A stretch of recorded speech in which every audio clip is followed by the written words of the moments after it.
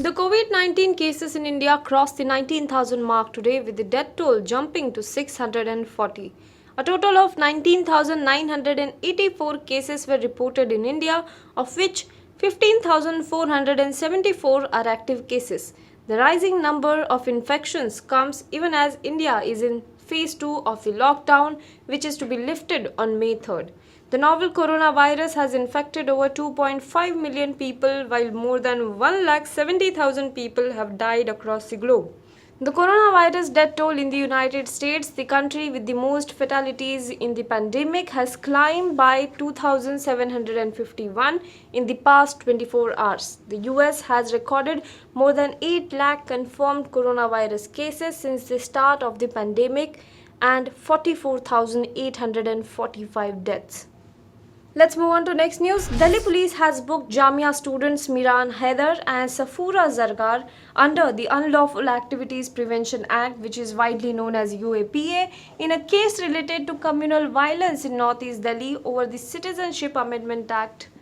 Haider and Zargar, arrested for allegedly hatching a conspiracy to incite the communal riots in February, are in judicial custody, while Zargar is the media coordination of Jamia Coordination Committee. Haider is a member of the committee.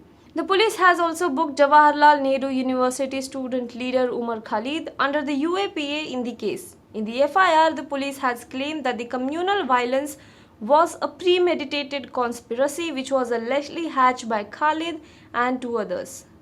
Let's move on to next news. The state put a last-minute stop to using the rapid test kits after the Indian Council of Medical Research on Tuesday said that there were reports that the kits could be faulty. Maharashtra had got 75,000 kits from the center and planned to carry out tests among healthcare workers and then in hotspots like Dharavi. The BMC had plans to start testing medical workers with the kits from Wednesday. A company based in South Korea, meanwhile, will be making the rapid testing kits for coronavirus in Haryana's Manesar. The Indian embassy in South Korea tweeted about the venture on a day 3 states complained about the Chinese rapid testing kits distributed for testing in country's coronavirus hotspot. The tweet said that SD Biosensor, a biodiagnostic company, has started production from Manesar with a capacity to churn out 5 lakh rapid test kits per week. Let's move on to next news. The border between Delhi and Noida has been sealed as a preventive measure to fight the coronavirus pandemic till further order. While Delhi is the second worst hit state with over 2,000 coronavirus positive cases, Gautam Budh Nagar, under which Noida falls, is one of the worst hit districts with nearly 100 cases.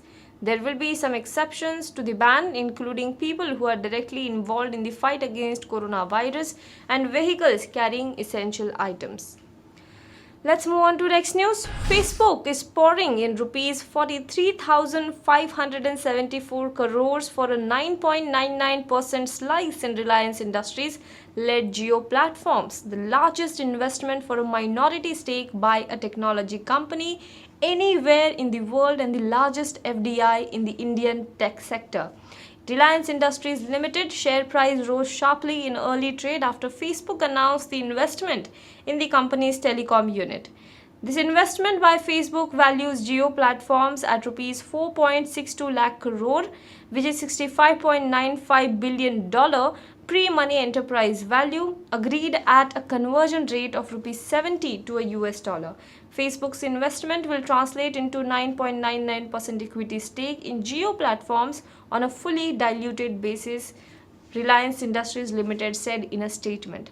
Giving more details on how the partnership would work, Mukesh Ambani said in his statement that in the near future, JioMart, which is Jio's digital new commerce platform, and WhatsApp will empower nearly 3 crore small Indian kirana shops to digitally transact with every customer in their neighborhood. Now be the first to know about the latest updates on our new news app. Go on your Android or iOS, search for HW News Network. Download our app, choose the language you prefer to get updates in, and be up to date with the latest news.